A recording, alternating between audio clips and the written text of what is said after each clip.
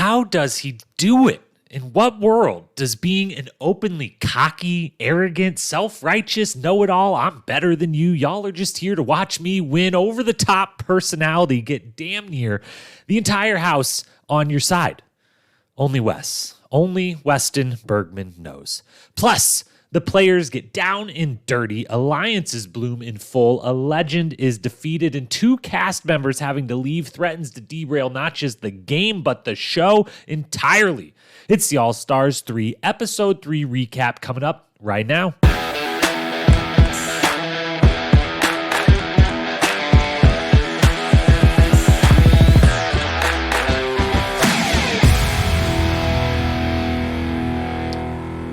What up, my fellow challenge lovers? Welcome to The Challenge Historian, where we dive deep into all things MTV's The Challenge, past, present, or future. If it's happening in the ever-expanding Challenge universe, then we are here to document it. I am your host and dedicated Challenge historian, Jacob Hollabaugh. Thank you so very, very much for being here with us today. I said MTV's The Challenge again. I've got to really get used to saying just The Challenge, which is now, as of all of their social media handles changing a few weeks ago, it's just The Challenge. MTV's Challenge, hopefully still a part of it. But none of that is behind the scenes chicanery is what we are here to talk about today. Today's episode covers all things episode 3 of All Stars 3, an episode that will serve as what I would say right now, having just watched it, I think this is going to be a major inflection point in this season, a season that started off about as great as can be through 2 episodes. I honestly thought episodes 1 and 2, 10 out of 10, 100 out of 100, A+, absolutely fantastic and great. This 3rd episode being a little bit of just a little teeny tiny bit of a letdown in some respects, and offering up a very, very interesting for the season going forward, an interesting mix of still a lot of potential greatness right there, but also a lot of potential obstacles that are going to need to be overcome if the season wants to remain hitting on all cylinders and go all the way and become a truly great, iconic, all-time level season. That through 2 episodes, it felt like it could be that coming into the season, it felt like the potential was at least there, and that I still believe is very much on the table for this season. But this episode, very much an inflection point. We could go kind of either way to at least open the door to head back down a little towards still great. Any challenge is great, but open the door for it to maybe fall down a little bit from that just all-time high we were riding through the first 2 episodes. So a lot to get to with this episode. Now, it was the only episode that dropped this week, so we were correct. They went to from 2 the first week was just to get everything started, 1 every week after that. Seems like that is the plan the rest of the way, which means for this podcast, the plan will be to keep these recaps coming out Wednesday afternoon, same as the one you are listening to right now. We will do so all the way through the rest of this All-Star season, which we do not know exactly how many episodes is. Probably 10, given that was the 9 and 10 were the first 2 seasons. We shall see. Be on the lookout for the next few seasons of the Challenge rewatch series as well. The Inferno coming next, one of the next few Mondays. Otherwise, that's all programming, housekeeping, anything of that nature. Without further ado, let's dive on into episode 3, All Stars 3. Here we go. Before diving into any storylines from the episode, any of the moments, any of the quotes, anything at all, we've got to wrap our heads back around. We need our Cliffnotes recap to remember every single thing that just went down in yet another episode. Pretty much the standard at this point. A lot happens in every one of these episodes, even if only a couple storylines, couple major overarching things stand out. A whole heck of a lot happens. Let's recap it all before truly diving in. So here we go as quickly as we can. Everything that happened. Episode 3, All Stars 3, 3, 2, 1, and we are off. All's the same in this Panama-based challenge house. Mark is giving his Mark Duel 2 doll low high fives again. Kendall and Kellyanne are, of course, doing yoga again. Darrell and Wes are running on treadmills again, and everyone seems generally sweaty.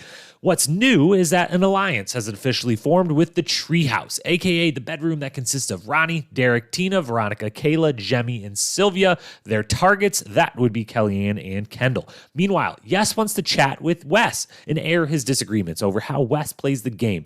It comes comes with an offer to literally give Wes the power of the sabotage, which Wes kindly refuses, knowing all along that it will instead be just used against him, but he's okay with that. They get tense, they agree to target each other and just talk, just a little bit of shit. Off to the Daily Challenge we go, where they play Playing Dirty, the newest challenge rendition of mud wrestling musical chairs. 10 players go for 9 balls in the mud pit. The one who doesn't get one is last place loser. 2 subsequent rounds follow to whittle that 9 down all the way to a winner and authority members. Before it starts, Yes and Kendall must give out their sabotages in the form of weighted vests to wear during competition. Yes goes for Wes, as expected, but Kendall surprises all when, after much anguish, she randomly decides to put it on MJ, which doesn't go over well. Women go first, and a one-on-one showdown ensues between Kendall and Veronica to avoid last place, with Kendall inching out the win, sending Veronica to the arena. Over the next 2 rounds, it's clear that Kendall and Kellyanne are being targeted as the Treehouse women openly help each other, and we end up with a Kayla win and Janae and Sylvia joining her in the authority. The men then place second. Last place goes to MJ, whose heavily braced knee doesn't fare well in the thick mud. He's off to the arena as well. Yes gets a little dirty, makes a second real-world Austin nemesis out of Nehemiah, who has some choice words for him after they're both eliminated.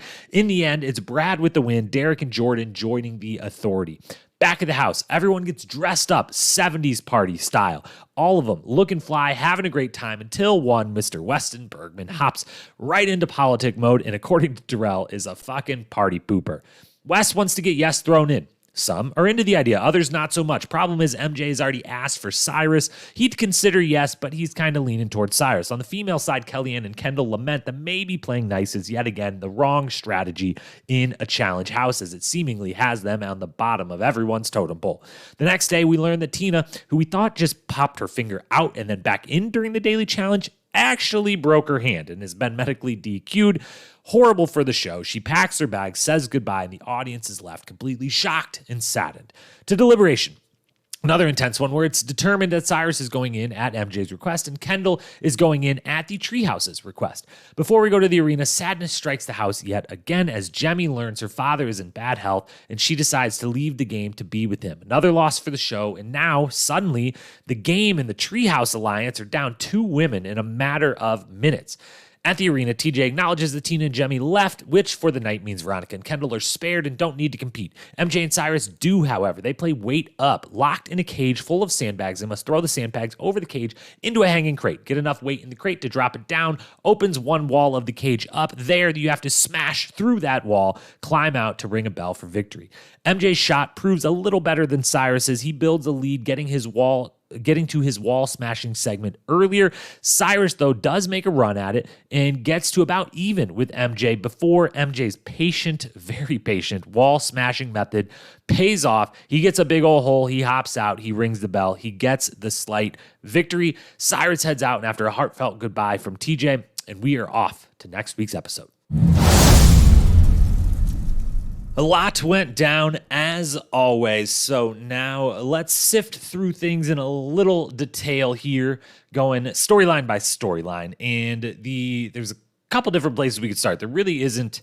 This is one of those episodes where there definitely was kind of 2 to 3 main things going on all at the same time. A little one here, one there. Not so much the one single overarching. This was the blank episode. So we got 3 storylines to go through here, and then we will also, of course, talk our sporting events at the end. So let's start pretty much where the episode started, and probably maybe the most interesting of the 3 storylines as far as where the rest of the season could possibly go, and that is the fact that alliances took shape this episode. Through 2 episodes, we really had no idea where any big alliances were. We knew, some specific pairs. We knew we had the Austin trio that dropped down to a duo. We knew, MJ and Janae seemed to be working together. Sylvia and Kayla are openly working together. Veronica and Tina. We had a lot of pairings, but we did not have open big alliance take shape. This episode starts right away letting us know that one, in fact, has, and that would be the Treehouse. The Treehouse, which is one of the bedrooms, yet again, the bedrooms playing a massive, massive role in a challenge house. The Treehouse consists of Kayla, Sylvia, Veronica, Tina, Jemmy, those 5, and then they say plus Derek and Ronnie. Derek and Ronnie acknowledge that we're in this room, so I guess we're in this, but very much feels like it's really a five women strong alliance with Kayla, Sylvia, Veronica, Tina, Jemmye, and Derek and Ronnie are just kind of there. Could be had. We'll talk more about that in a minute. They are targeting Kellyanne and Kendall, and very much for the simple fact of Kellyanne and Kendall seem like the physical threats. This group of ladies is like, we're all friends, we're all in the same room, and those two in that other room, they're nice, but they're also kick ass. So maybe we try to get them out. Maybe we try to get them to go against each other.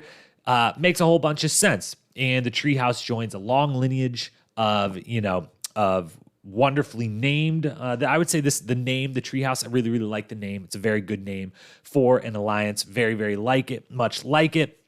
Follows a long line, back-to-back seasons now where we've had an All-Stars bedroom create a big alliance with the King's Palace. Last season, plenty of great, amazing alliances in the past of the show, from the Lavender Ladies to the Young Bucks to Wes and his minions, on and on and on down the line. So the Treehouse is here, and the Treehouse is formidable, at least at the start of the episode. More on that to come. Bedrooms, they always matter. They always, always matter in a challenge house. It is why some of the most, the super vets, those that kind of feel more like true veteran players earlier than others, some of the things that separates, kind of that real vet that, not the real vet, but the vet that has soaked in that vet knowledge, has soaked in the fact they've been there a couple times, what matters, what doesn't, what's important, what's not. The bedrooms matter. The running in, finding the right bedroom, strategizing ahead of time of you, and you, like, we got to split up, we got to be together, this, that, and the other. The bedrooms always matter. And in this instance, it seems like, that bedroom has 7 people out of 24 that started this. So I don't know how big all the bedrooms are, if this is the biggest, but either way, they're taking advantage of all that time spent together in that room. Derek and Ronnie, as we said, we'll just talk about it now. They feel like they're not real members of this alliance. This feels like, Tina and Veronica are real great buddies going so far back. They love being together again. They're in a room. They're going to work together. And then Jemmye very much feels, like a part of the lineage of a Veronica and Tina. She likes them. Kayla and Sylvia are very much together. They look at these other 2 women in the room. They're like, we're friends with Jemmye. Jemmye's kind of the connector of the 5 of us into, this big group of women that want to run this game, want to run against each other at the end. Derek and Ronnie feel like they're just very much there. Derek, says, like, I've never lived with 7 women before, which he says 7. Am I missing someone from this list? Because then I only have 6 women. Maybe I might be missing someone. Looking back at the notes here, and I did have 7 people written down, but that's because I had Tina written twice. So I don't know. Maybe he spoke wrong. Maybe I wrote something down wrong.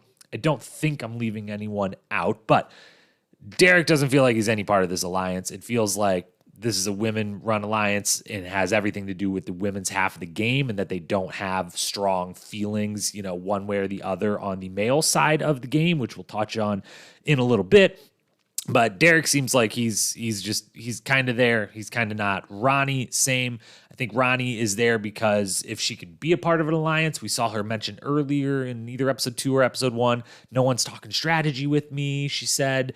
And, as the one person who's coming from way, way back, kind of the least amount of ties in the house, she's got Mark, and that's about Cyrus to some degree, but that's, he's now gone. Obviously, spoiler alert, not spoiler. You've already seen the episode if you're listening to this, but spoiler for the rest of this podcast, I guess. But feels like she is, happy to be a part of any alliance, but is definitely still up for grabs. So in my book, it's a 5-person alliance with Derek and Ronnie as, swing votes that are currently on their side. Kendall and Kellyanne are on the opposite side of this. They're feeling the heat. They acknowledge in the middle of the episode, Kellyanne acknowledges when the 2 of them are talking that, guess you can't play this game nice, which, yes, you both know this. You're both such sweet, wonderful human beings. But no, you can't. You can't be this nice. We'd actually talked about this with Kendall coming into the season. We said her biggest weakness of anything is that she's literally too sweet and wonderful of a person, that she is one of those people. There's been not the longest line of them in the history of the challenge, but they've certainly been a handful of them here or there where, like, you're just too nice. You're too wonderful. You're not you have 0% of you wants to be cutthroat or manipulative or like play that part of the game, and that part of the game matters so much in the world of the challenge that it's a huge weakness if you can't bring yourself to do it. It's a huge gold star for you as a human being outside of the challenge. You're a lovely person. Wonderful. There's no one that I love more than Kendall and that I would want to have in my life outside of the show than this truly amazing human being. But it really backfires on her in the show. It's backfiring on Kellyanne to a degree as well. But I will say Kellyanne is the one who I think both you see it in her recognizing this episode and being the one that says it to Kendall, like, hey, maybe we can't play the game like this. She has shown in the past she can be cutthroat. She has the ability. She will go there. She would prefer not to go there, but she will. And, Kendall literally just too sweet, other than maybe an accidental cutthroat move or an accidental just so sweet that it drives her to make an accidental enemy in MJ and John A. We'll talk more about that decision in a little bit, but Kellyanne, I think, has the ability. If those two could stay in the game, they're both obviously forces to be reckoned with. It's going to be tough to beat them. They're going to have to continually get voted in. I don't see either of them getting last almost ever, certainly not very often, to go into elimination. They're going to have to get voted in, and if they can keep one of them, if not both, in the authority, which seems likely, they can skate by, or not skate by, they're winning their way by in that hypothetical. But Kellyanne's the one I could see. It's more important for Kendall and Kellyanne to get Kellyanne into the authority, to get Kellyanne wins, because I think she will be much more open to playing the cutthroat side of the game. She will be much more open to making some deals, to going to some others in the house and saying, there's this group of ladies all targeting me. Who wants to join my side of this equation? Who wants to go at the Treehouse? And we'll see where that goes. So that's, that alliance, the Treehouse versus Kellyanne Kendall, that really takes shape early, plays out throughout the episode. It's going to continue to play out, it seems like, throughout, at least the next few episodes. But over on the guys' side, a little something different is taking shape, which takes us to our second storyline. Mr. Weston Bergman. That is storyline number 2. A continuation of the first storyline is, on the women's side, we got this alliance, Treehouse versus Kendall and Kellyanne. But on the male side, there's no big alliance that is formed yet, but there is one obvious person that is, as he would come into this game wanting to be. He is the sun of which all the other planets revolve around, because right now, in the male half of the challenge house, everything and everyone revolves around Wes. And it is truly remarkable that he's pulling it off. The first words of this podcast in the cold open are all about him playing the game the way that he is playing it right now, being the character of Wes that he is, which we talked about on the episode 2 recap, the somehow obviously playing a characterized, a tuned up version of himself and what he has been on the challenge. And yet it comes across genuine and authentic because it feels very much like this is who he wishes he could be. And the challenge is truly is his playground where he gets to be this, fully realized, cocky, arrogant, I'm better than you version of himself that he is not going to be in his everyday life, because he acknowledges that it's not the best way to be in your everyday life, but in the world of the challenge, it's totally fine, if not in very much outright encouraged. And he's coming in here and he's just somehow, some way winning over the house, somehow, some way, by walking in on day one saying, I'm going to manipulate, I'm going to run this game, no one here can beat me, I'm going to win, I like you all, but I hate you all, no one has a shot. You would think that would not go over well. You would think he would immediately, everyone else would be like, okay, well, one, you're being a dick and you're pissing us off and you're being cocky, and two, you actually probably will beat a lot of us in a final, so why not target the guy that, is rubbing everyone the wrong way or is being all arrogant and is very, very good anyways, so let's target you. Let's try to get you out. Hasn't gone that way. There's only one person that's really, really feeling that way, and that is Yes. And Wes and Yes now, as it is playing out, we got a lot of it in episode 2, setting the table. and it, hasn't fully come to fruition in either of them having to go in elimination or square off against each other or anything like that. But it came to fruition this episode in the fact that they have a little sit-down chat. And Wes has decided, was the one that decided, I want to go for Wes. He was the only one in the house through a few episodes here, through whatever time they've actually in real time been in the house. The only one that decides, I don't like how this guy's coming in here playing this game. It is the opposite of what I like to do. And for that reason, I would like to target him. You would, again, think that more people would be of that opinion, but they're not. More on this in a moment.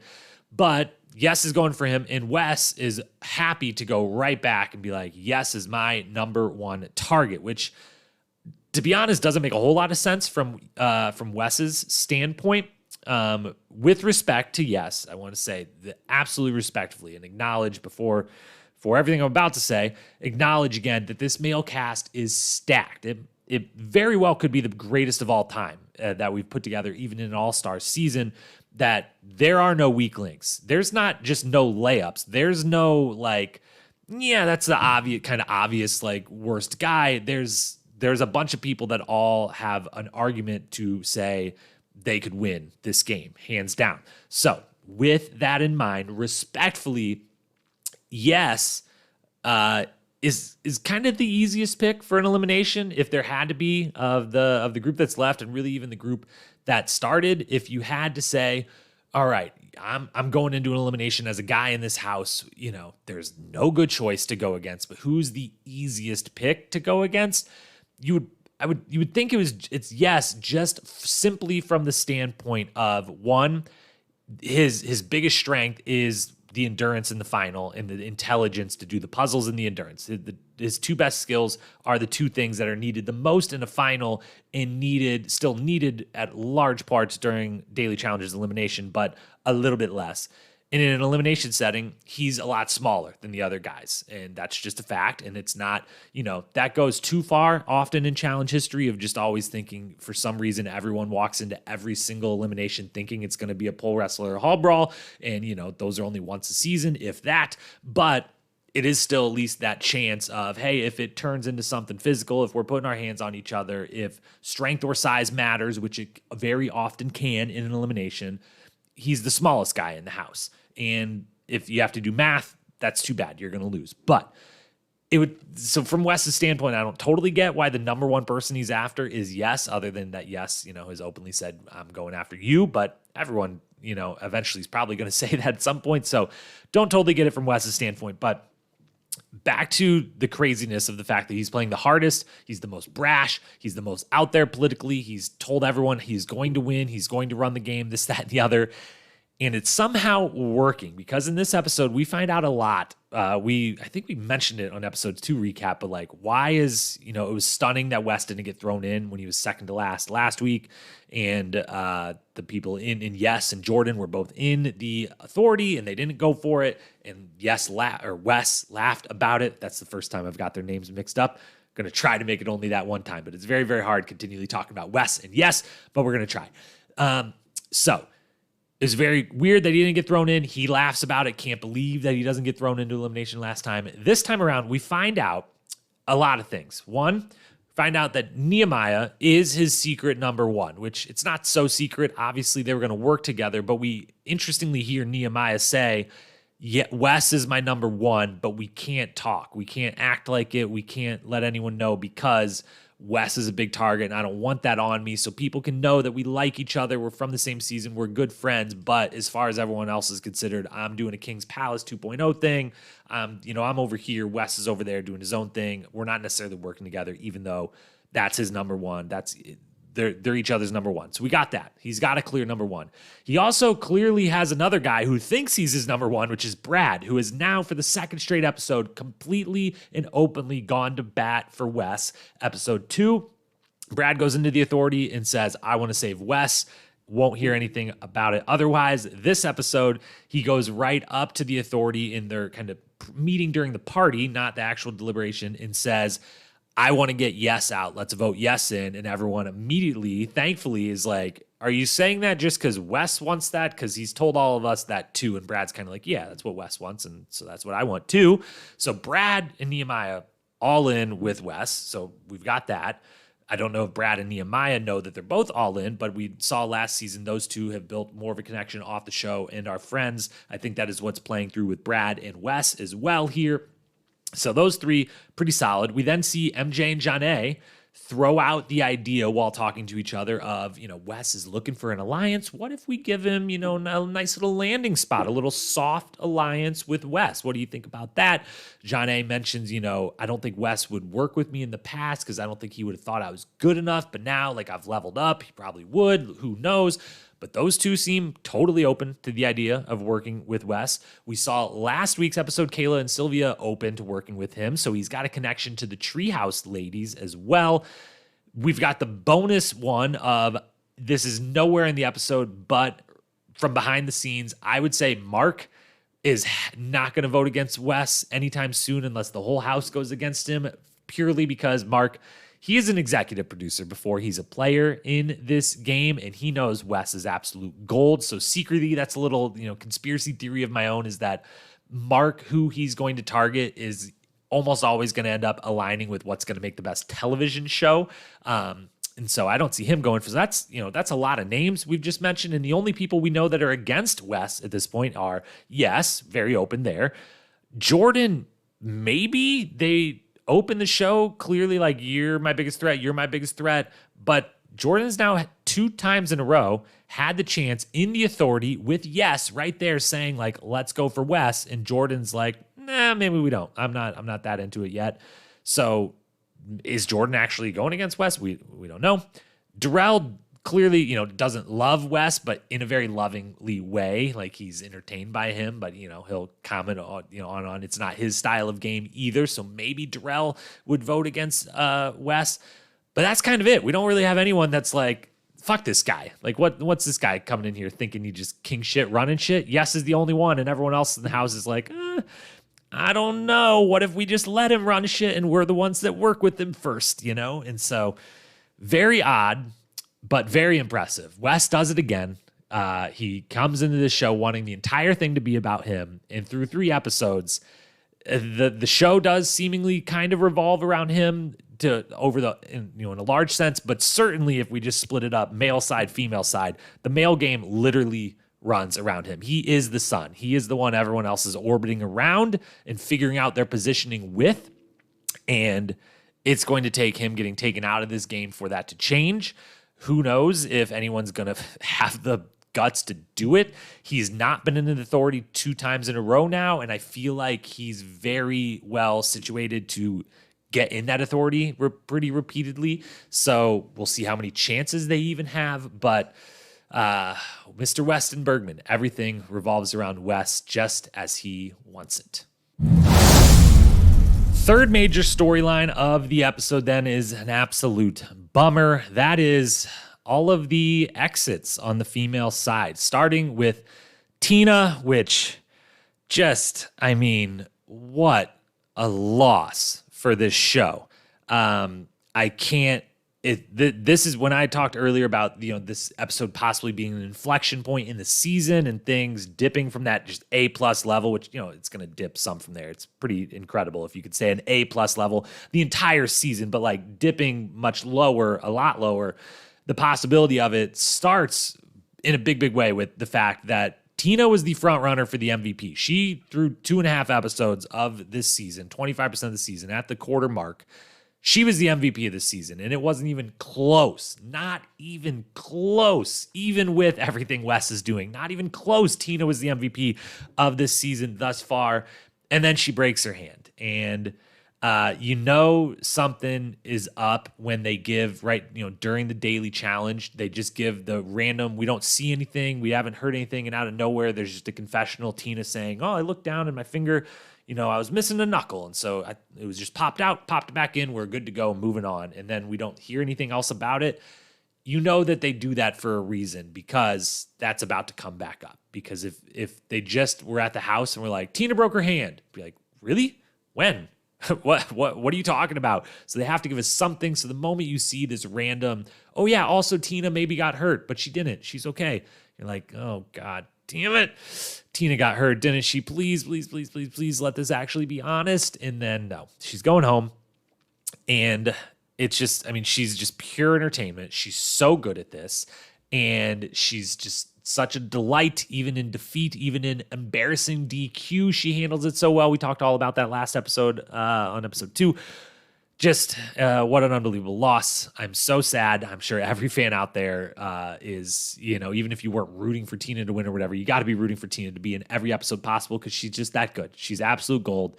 And I feel like she should get like a consolation MVP trophy for this performance that she put up in such a short time this season. She will be missed. My question with her is she's going to keep doing these because she said openly, first thing she said on season 2 to open season 2 was how great of a life she has, how she doesn't need money. She doesn't need any of this. She's kind of coming back to do it for fun or whatever. And she, leaves the last one because she wasn't loving the experience in the house, comes back to this one. A little bit of a surprise that she came back right away, clearly had a much better time this time around, and then gets derailed by an injury. So, will she keep doing them? Here's the hoping that she'll do one more where we can get like a full honest, she gets eliminated or goes to the final and loses or wins or whatever, but like finishes the season in some way, real way. Here's the hoping we get her at least one more time. But, can't believe that we got her back for the 2 seasons we did. I've loved every minute of it. Thank you to Tina for all the entertainment that she's always offering. Then a second exit right after it. Super sad. Jemmye, the call home, the moment it's like, she pops in confessional and is like, I was told I need to call home. You're like, this, I know exactly where this is going and I'm already heartbroken. I'm already sad. She finds out that her father's in poor health. She, from the little of the conversation which we see, which I'm guessing both they and maybe Jemmye were both like, maybe we don't have to show whatever, detailed version of this. Totally get it. Totally respect that. We don't get much details. We get the appearance that her mom, isn't saying like, you've got to come home, but like, it's up to you. But she decides to go home. Definitely the right decision. Family, super duper important. The most important. Go be with your loved ones, help them in their time of need, the time they need their support. So sending all of our best wishes to Jemmye's father, to Jemmye, her entire family. I have not, if any updates of any sort on this are out there in the social media world. I haven't seen them yet. I'm guessing maybe now that this episode's aired, maybe she will say something about it. Hope everything since this aired months and months ago, hope everything is going best case scenario, sending our love and our thoughts to Jemmye, her father, her family. Definitely everyone out there, go give her some love out there. If she has posted any updates about it, I haven't seen them yet. I haven't gotten online since watching the episode first thing this morning. So maybe she will, and we'll find out more as this airs. But the thing with Jemmye is it's another huge loss for the show, for like the show part of it. If we can put, just the kind of emotional part to the side of that, we hope for the best. We wish her the best. We think it's absolutely the right decision to make. While it hadn't manifested much in the first 2 episodes, Jemmye hadn't been super involved yet. We know that she's TV gold. Love her, hate her, as we talked about coming into the season. She's absolute gold. She's necessary, a necessary character and person on these shows, and she hadn't got to be a major part of anything yet on this season, and now is exiting without that chance to even be there. So we lose 2 very high entertainment people from the show in Jemmye and Tina. And that's a real difficult thing for the show to then overcome, to lose 2 great people, great entertainers without them actually just losing an elimination or anything. That's really, really tough to overcome. A couple questions about this though. Really the big one is Tina related. Did they force Tina to leave? Because when we see Tina is packing and she's got the wrap on her hand and they say, and she, says via confessional, I've broken my hand, I've got to go. Did they tell her you have to go? Pack your bags, you're leaving right now, you're medically disqualified. We will not let you go on another minute in this game. Because if they didn't, then a huge error was made on Tina's part in that she could have came back into the bedroom and said, Veronica, broke my hand, I gotta go. But here's what we're gonna do. I'm allowed to stay, but I'm obviously not gonna compete very well. So let's tell everyone, get everyone in here. Hey, vote me in. I want to go into elimination, which at that point, I will give Veronica my stars. The stars thing, we still don't know what they mean, but Tina's got 3 of them on her jersey. Could have, if again, why I think maybe she wasn't allowed, maybe she was told that's not an option, but was there a world where she was allowed to say, I'm staying, I'm going to stick it out, vote me into elimination, I'll let Veronica beat me, I will DQ. There you go, Veronica, here's my stars. That would have been the really, really smart thing, but instead, I'm guessing she was told and forced to leave, which stinks. The final thing on these exits then, so Tina and Jemmye are gone. While that saves Veronica from having to actually compete in the elimination, the Treehouse Alliance takes a massive hit. We just learn about it, and then boom, boom, 2 of them gone just like that. So now, again, if we remove Derek, we'll include Ronnie, but we'll remove Derek. The 6 strong that were Kayla, Sylvia, Ronnie, Veronica, Tina, and Jemmye, 6 versus 2, their enemies, Kellyanne and Kendall, out of nowhere, just down to 4 versus 2. And then you throw in the fact that Janae is kind of the wild card on the female side of things. She's a little in between. She's kind of ruffled feathers with the people on both sides, but it was Tina on the Treehouse side who's now gone. And so she's a wild card in this 4 versus 2 match. You got Janae as the wild card on the outside. Don't tell me Ronnie can't be had. She could easily leave and drop this down to only 3. Kayla, Sylvia, and Veronica really working together. And then you also throw in that at the end of the episode, the next week on, hit fast forward 15 seconds 2 times if you're someone that doesn't like watching the next week on and doesn't want to hear anything. But spoiler alert, there's a replacement entering the game to get the women's numbers back equal to the male's numbers. Who knows who it could be, and that could totally alter this alliance thing. So where they came into this episode being like, all right, we got 7 people, and in a way we got for sure 5 strong, and we've got 2 targets. Out of nowhere, they're down to 3 strong, maybe a 4th, maybe a 5th. Janae maybe on the other side, total swing vote. Now a replacement coming in, total swing vote. Suddenly, Kellyanne and Kendall not looking so outnumbered as they were before. Final storyline to touch on quickly here is just the sporting events. We've always got to talk the sporting events. You know, if you've listened for a while, that I am on the show versus sports spectrum. I'm very 50-50, and at times, in my heart of hearts, the thing I am looking for the most is the sport side of things to be just truly epic and great. It doesn't happen as often, but when it does, that is the thing that just gets me over anything else on this show. I love it all, but those intense, unbelievable, made-for-TV moments in the sports side of things are my absolute favorite. We didn't have any of those epic moments this episode, but we did have some very good stuff, just all across the board. Daily challenge elimination, both very solid, very fun.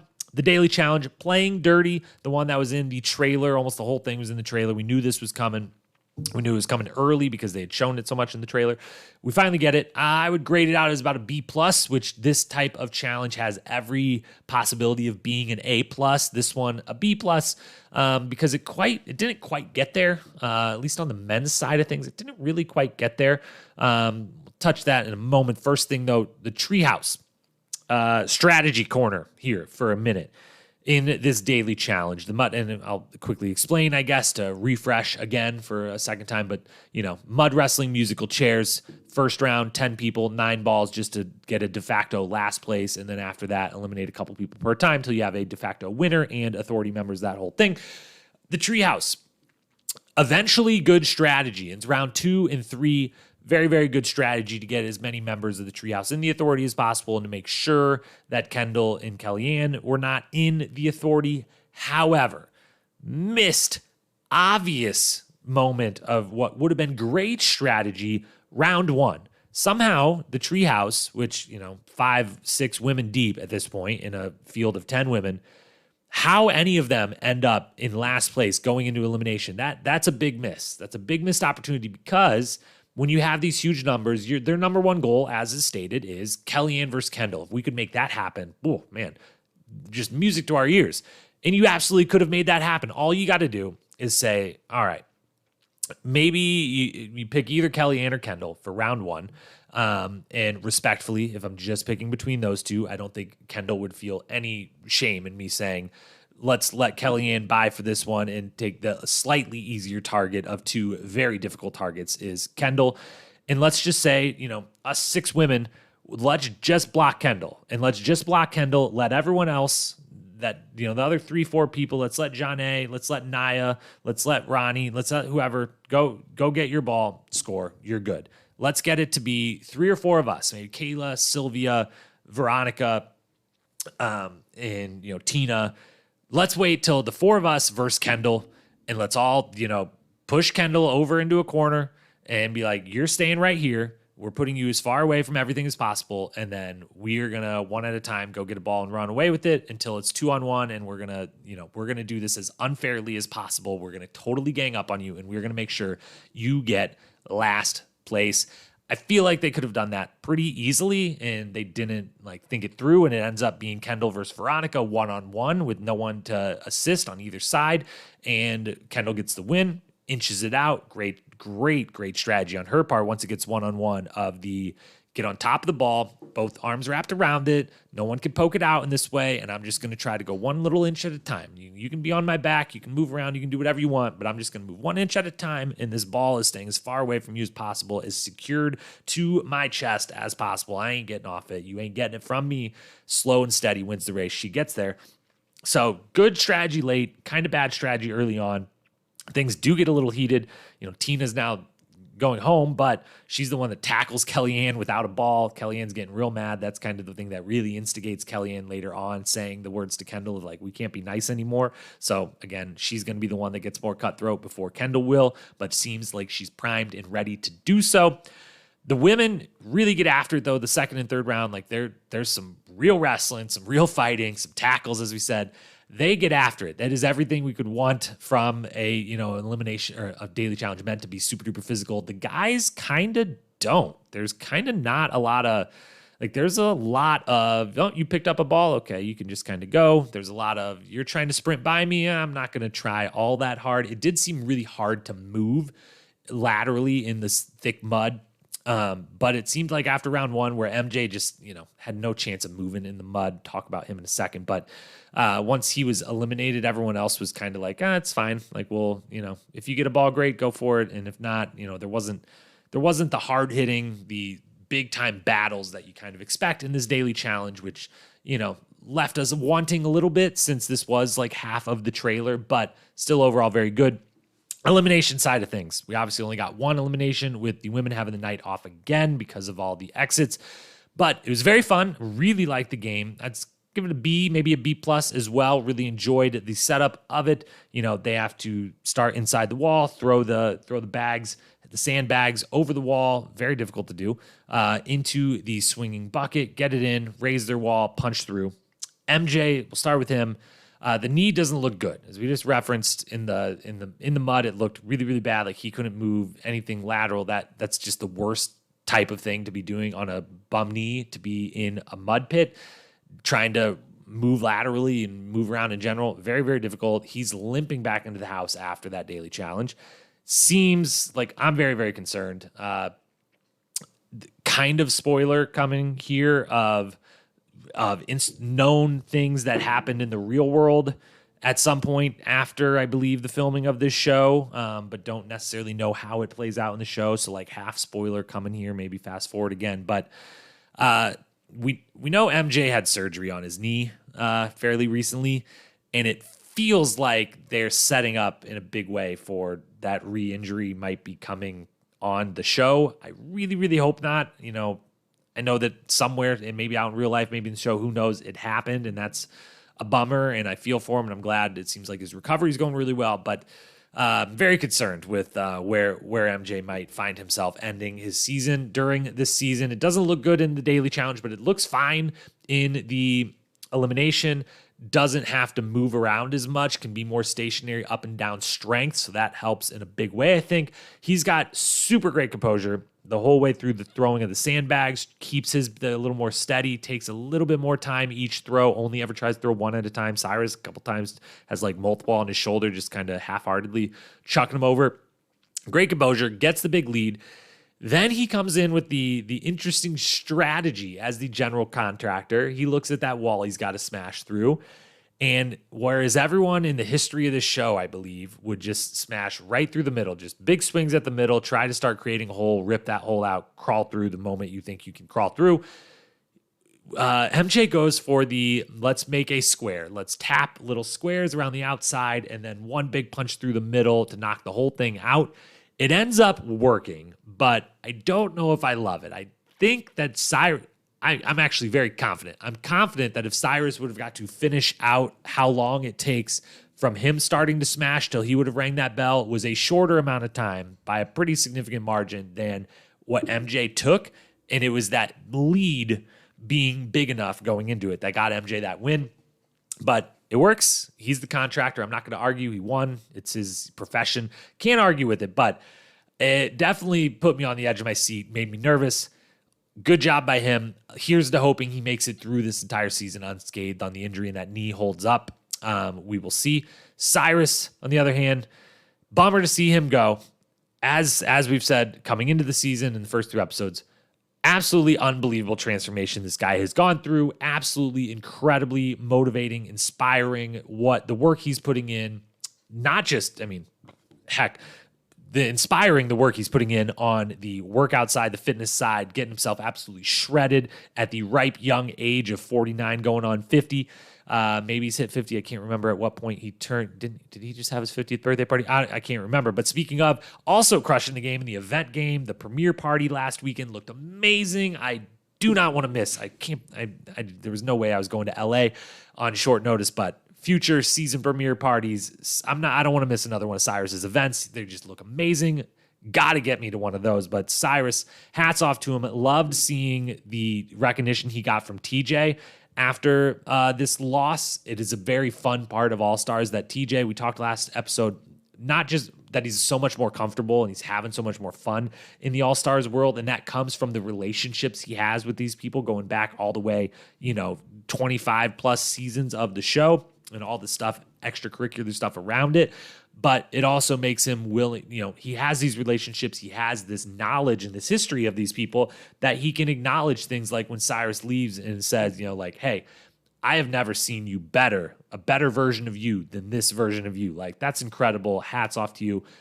He doesn't get to do that on, Spies, Lies, and Allies when he's like, I just met all of you, 20 minutes ago, so I don't have that knowledge. I didn't watch any of your shows. I don't know where you come from. I don't know about you. So loved seeing that from TJ, from Wes, from the entire cast, sending Cyrus off in style the way he deserves. An absolute beast. So impressed by him this season. And we already know he has continued being that dude, as he says he's going to come back, that guy, that dude at 50 fucking years old. We already know he's continued that journey. He's even in even better shape right now, a few months later, than he was in the filming of this show, which was great shape. So I have no doubts that he will be that dude when he comes back, and I have no doubts that he will be back. He is an absolute must-have for All-Stars 4. You have to put this guy back on the cast again. So here's the hoping we get that. Sad to see him go. A great, valiant effort in defeat. A good win, a week or two ago. So got a win under his belt. Took a tough loss to a great, the returning champ. Here's the hoping we see Cyrus again soon. Quickly before we head into the awards, not storylines, but just real fast, just rapid fire one-offs to touch on, just random things that notes from the episode. First one, TJ at one point, I believe it was right after the Daily Challenge. Let me double check the note. Yeah, right here at the very end of the Daily Challenge, as they're leaving, drops one of those sneaky TJ, does this mean anything or does it not mean anything kind of quotes where he says, enjoy your night tonight, but don't forget, the game is always on. And you're like, oh, is there a twist coming? Is there something? And then nothing. So don't know if that was just like, that's just, he's going to have to say something like that at all times now to always keep everyone on their toes, or if there was supposed to be something and then the, Tina and Jemmy having to leave, changed the plans or what. Thought that was very weird, worth mentioning. Editing notes, I'm not a big fan of the Edgic stuff that's out there for Challenge, Survivor. I think Big Brother, they do it as well. But the editing logic, the kind of breaking the episode down, like going as super into it as you can and trying to figure out based on the editing who is likely to win. I don't love going deep into it because it feels like I'm almost trying to spoil the show for myself. But I like a little bit of it. The extremes of it are worth kind of just mentioning. And there are a couple extremes to point out quickly through this episode. The biggest one is Brad. Brad has 4 confessionals through 3 episodes. He was the only person in episode 1 that did not have a single confessional. And in this episode, he has one single one, even though he won the daily challenge and was in the authority. So Brad getting kind of no shine, just an interesting thing to note. And then similarly, Naya and Ronnie. Naya, 1 confessional this episode, 0 last. Ronnie, 1 in both.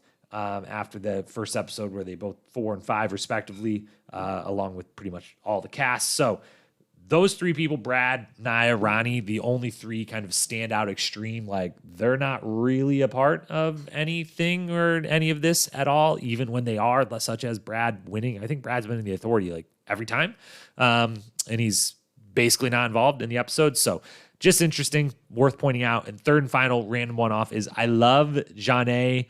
I love Janae. Well, we just put a period behind that and that sentence. Then say again, I love Janae's sneaky shrugs that she likes to give and the facial expression she gives whenever anything happens. She kind of gives some, whatever, like moving on. It's all right. Little shrugs of the shoulder. And with her kind of seizing more power quietly in the background of the game and being totally confident now, 3rd All-Star season in after the first 2 where she's kind of slowly but surely got her hands on the strings, played puppeteer a little bit. She's now a little more confident in it, but when things don't 100% go her way or someone says something she doesn't like, someone loses that she doesn't want to lose, someone gets voted that she doesn't want to vote or whatever, she kind of has this great way of acting like none of this really matters to me. I'm still just here floating in the background. Like she still pulls off the I'm just going to skate by. No one has to think that much of me, but also if you ask me, I am now supremely confident and I am pulling a lot of the strings and I am not going to take someone like last episode when Tina's like, this is who I don't want. I'm not going to take that especially well when I'm the one that just won. So love that from Janae. To the awards we go. 3 pieces of hardware to hand out. As always, best quote, best moment, episode MVP. For the best quote, we have 5 nominations. We will start with Wes speaking on Yes's proposal for sabotage. Take it away, Mr. Weston. Sorry. Oh, now you're really learning how to manipulate the old ginger here. No, I see what you're doing. That's what I mean. Oh. I do love to stir the pot. And I'm gonna put him in my little fucking pot and I'm gonna stir him around because he's nothing but an ingredient in my life that I am going to bake, eat, and shit out. Second nominee, Derek. Oh, Derek. Gotta love Derek. On the Mud Wrestle musical chairs when explaining the daily, he goes for it. He tries to come up with, this is the Super Bowl. This is he kind of loses the thread, but he ends it. And it's very fun and hilarious. And Derek being Derek, take it away. Welcome to the Challenge All-Stars Mud Bowl Classic of the World. Let's get it on. Third nominee referenced earlier, but Darrell about Wes. When the party starts, and Darrell of all people at the party is like, everyone here likes me. No one's targeting me. I actually am all about this All-Stars. Let's have fun and let's party vibe. There's Mr. West over there in the corner. Gotta turn the party into a little politics session. So let's hear him discuss that. Everything's jumping off. Everybody's enjoying themselves. Mr. Weston has to start politicking again. Fucking party pooper. Then nominees 4 and 5 both come from Cyrus. After he gets thrown in, he's got a very funny commentary on his feelings about that. And let's hear that one first. I can't wait to get down there. Lights on me. Camera, action, spirit fingers. Fucking A. Busting out the spirit fingers, got to love it. And then after losing Cyrus, the 5th nominee, his 2nd nomination, we referenced this one earlier as well, but the confidence of how he will come back when he comes back to this game. Let's hear that from him. I beat myself once again, and it doesn't always go your way. That's called life. I'm pissed, completely pissed at my time spent here. I could have played better. I didn't. When you see me again, I promise you, I will be bigger, stronger, badder. I'm coming for the win. I'm about to be that dude again at 50. I'm gonna be that fucking dude. 5 worthy nominees, and while I would love to give it to my guy Cyrus, I can't help but he's nothing but an ingredient in my life that I'm going to bake, eat, and shit right out. Wes is just, he's really good. He's really, really good at this. So Wes gets the best quote of the week. As for the best moment, 4 nominees in reverse order from when they happened in the episode. The elimination was really, really good and really fun. Talked about that. I like it. And it is nominated for the best moment of the week, as is the 70s party, which, again, why only like 30 seconds of this? Give me more. Give us more, production. Every episode, it seems, of All-Stars, at least the first 3 or 4 episodes of every All-Star season, when there's enough people in the house, they're having parties, and we get like 20 to 30 seconds of here's everyone in their outfits. Here's, Tundra making an amazing entrance. Here's all this fun stuff that's clearly happening, and then boom, let's just go straight to strategy corner and make this episodes longer by 2 minutes. Cut something else out. I don't care, but show me more. It seems like it's a really fun time.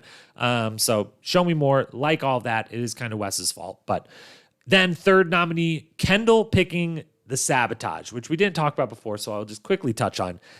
Kendall, darling, wonderful, wonderful Kendall. As Jordan said, he was right there. He gave you an out.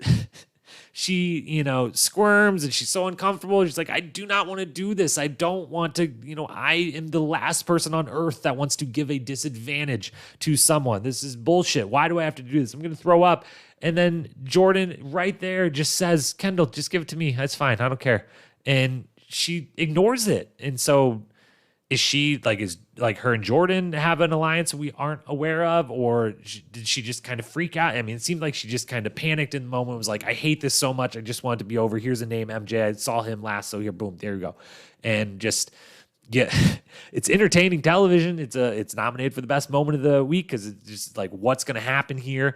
Is she going to throw it on herself? Is she going to, sabotage, one of the Treehouse and then goes with MJ, and it's weird, and it leads to other drama later on. But Kendall, just Jordan was right there. Give it to him. He offered. He took it off your hands, and should have gave it to him. That was nominated. But the fourth and final nominee that wins the moment of the episode for me is the Yes versus Wes meeting. It is so much fun.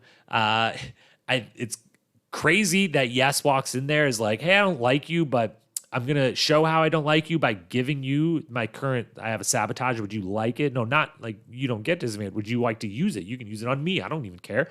And Wes then being like, no, I can't accept that because I also am going for you. So I can't accept anything from you, even if it's a total positive for me. And then they talk their little shit. They go back and forth. It's all great. That is the moment of the episode for me.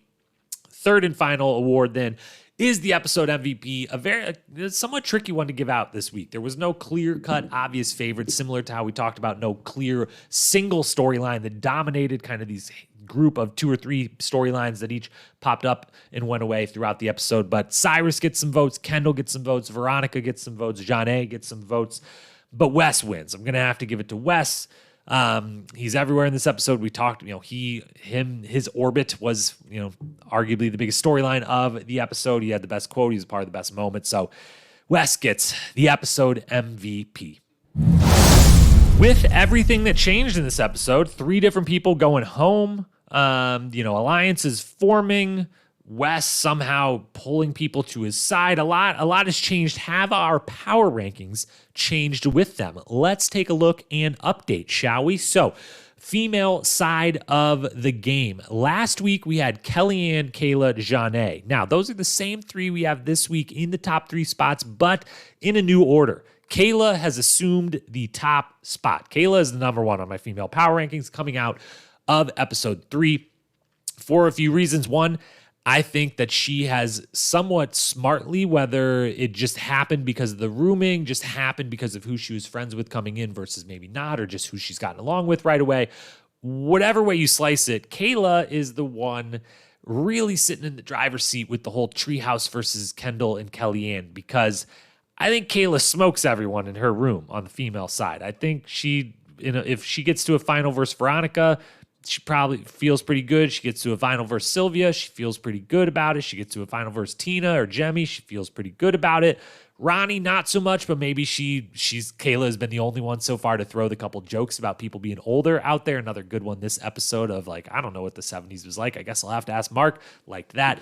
But she may be just like, well, Ronnie's old too. So even if she's in good shape, like I've got her. So she's thinking I can smoke everyone in my room. The two people I'm most worried about are probably Kellyanne and Kendall. And now I got this huge group of people against them. So she is in a driver's seat. She's got the power and she's been performing really well. And I just like where she's at. She is the top spot on the female power rankings. Janae moves from 3 to 2. She is the third person on the Treehouse list, like of the list of people the Treehouse is going against.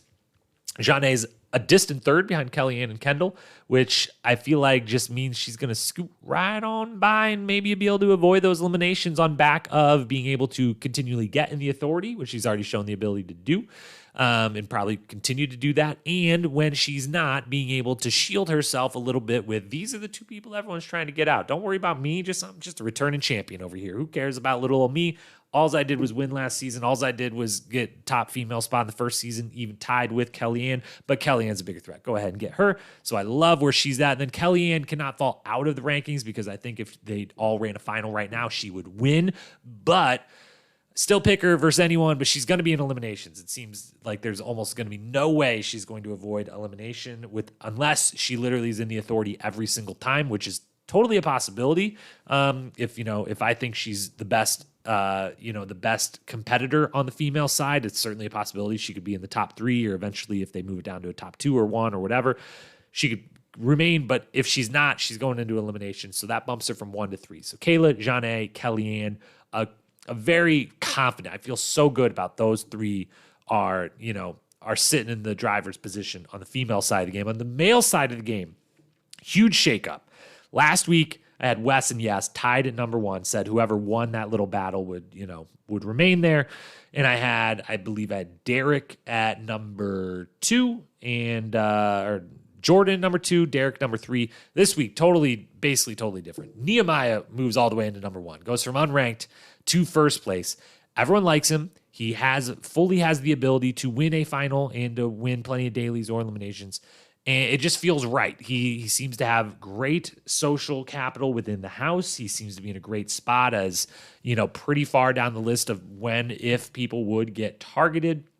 It seems like he is also going to be able to make some of the decisions even when he's not in power, that some people are looking to him to help them out with decision making.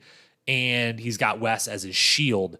But with Wes accruing power, that's also helps Nehemiah. I just love where Nehemiah is. He's in first on my power rankings on the male side. On the second is his good buddy Wes, who was tied for first last week. And I'm kicking Yes out of the equation for this because it is insane how this is working for Wes. And so while I want to keep Wes and Yes both there and say whoever wins is in a great, great position, for the time being, Yes drops out and it's just Wes because as we talked about at length, I can't believe this is all working the way that it is for him. Third spot then is a tie, cheating a little bit. Derek and Darrell tied for third because those are the two that to me it seems just impossible at this point. If you had to ask me who is going to make it to the final without any concern of going into an elimination, I would say Derek and Darrell. With the only reason they might is if they got last place, which is why maybe this should actually just be Darrell and Derek as like 3B or 4th place, because I guess I could see if it's like next week's challenge is pure math based to some degree, maybe Derek could get last and end up in an elimination. But that's the only possible way. These two are skating by as they want to be, as they deserve, the legends, the OGs that they are. But they're in a great, great spot, I think, to get to this final unscathed. Depending who they're going up against or not depending who they're going up against, they can certainly win it. So they are in third. Nehemiah, Wes, Darrell, and Derek. That's your male power rankings. Kayla, Janae, Kellyanne on the female side. Wrapping it up then with some predictions. Our preseason predictions remain unscathed, at least our finalists and winners. We said Wes, Nehemiah, Brad, Mark, Kellyanne, Kayla, Veronica, Ronnie, with Wes and Kellyanne winning. So far, so good. No, none of those 8 or 2 have gone home yet. We had originally said Cyrus and Jemmy would be the first out. They're both out early, so yeah, we got that wrong, but we weren't as far off maybe as we thought. For this particular episode, coming into this episode, we made 4 predictions. We got 2 of them right, 2 of them wrong. We said TJ would make us laugh, and somehow we actually got that wrong. I can't believe I can't really remember the last time I didn't laugh from something TJ said, but a little more serious and somber of an episode when he had to be on screen talking. So surprisingly got that one wrong. Also got wrong that Jordan would be going into the elimination. I should probably just stop predicting that because it seems like it just hasn't happened and I've got that wrong every time. West versus Yes blows up. That, we count that. We got that right. One injury during the daily minimum. Sad to say that that one was correct and horrified at that took out Tina from us from the show. But it seemed very likely given the daily. So we were 2 for 2 for next week's episode. Predictions that we are making. We saw in the next week on that someone called I believe it was Derek, called the elimination a heavyweight matchup. I'm going to go ahead and predict that heavyweight matchup. If it actually lives up to the billing of a heavyweight matchup. I'm going to say it's Wes versus Jordan. I'm going to say someone finally decides to throw Wes in. I'm going to say somehow he ends up versus Jordan. And it's going to be an all-timer. So, want to see them both do well, but would love to see that all-time type of elimination. Give something that's pretty fair, equal between the two of them, and let's watch the fireworks. So that's my prediction for that heavyweight matchup would be Wes versus Jordan. Third time in a row, I'm saying Jordan's going to an elimination. Let's see if it happens. Second prediction, whoever the replacement player is will get targeted immediately. I have no idea who the replacement player is. I somehow avoided that during, I'm cool with casting spoilers, not game spoilers.